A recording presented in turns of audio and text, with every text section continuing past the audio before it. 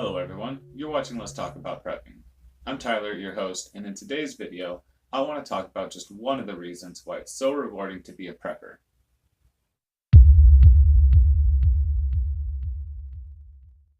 Now, I'm no psychologist, but I think it's safe to say that the concept of death is a pretty big one for most of us when we think about it.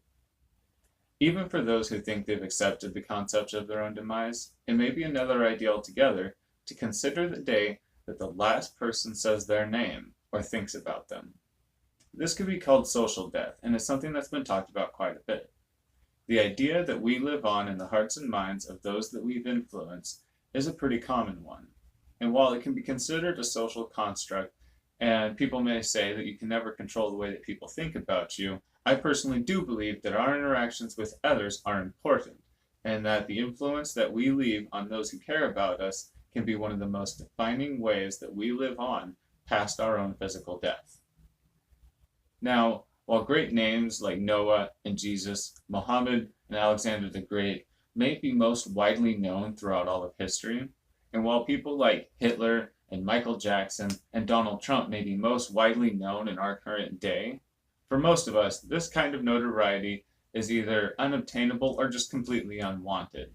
But what is desired is a lasting memory in those who matter to us. Now, aside from being there for those who we care about, there's another way that we can have a profound impact on the lives of those around us. And that gets into the topic of being a prepper and letting people know that you're a prepper.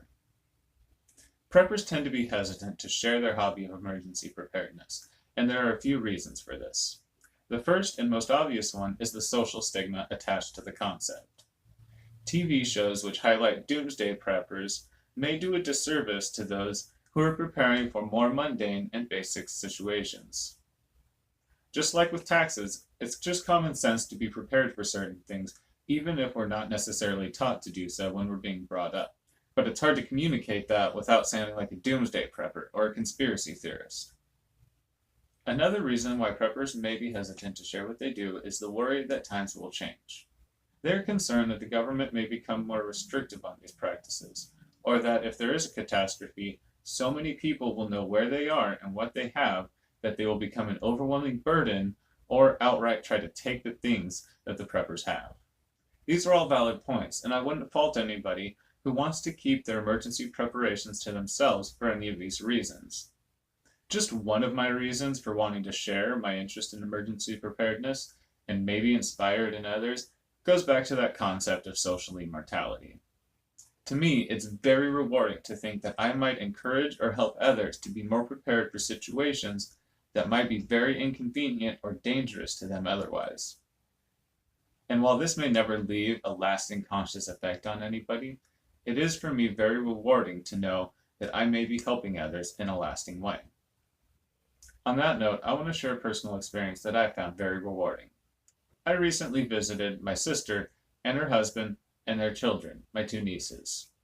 They live a good distance from me and our immediate family, and so I often wonder about what I should do to help them prepare for future situations. But fortunately, I don't need to bring up the subject of emergency preparedness because they were both raised in families that cared about keeping food storage. During my last visit, we had some great discussions on emergency preparedness, and I was able to help them become more prepared for multiple different situations that they were worried about. They would have been able to figure these things out for themselves, but I was flattered that they came to me because they knew that I was interested in these topics. And it was very rewarding for me to be able to help people that I care about and to walk away knowing that they were far more prepared for situations that I was already worried about for them. Aside from this, it's very rewarding to me to think that I can help my nieces and other young people that I influence to be more prepared for the future that they will face. A future that is guaranteed to be a faster changing and more exciting period of time than any other in human history, whether we face calamity or the rapid acceleration of the human race. I don't think we should obsess over death, or how others think about us, or even how we'll be remembered after we die.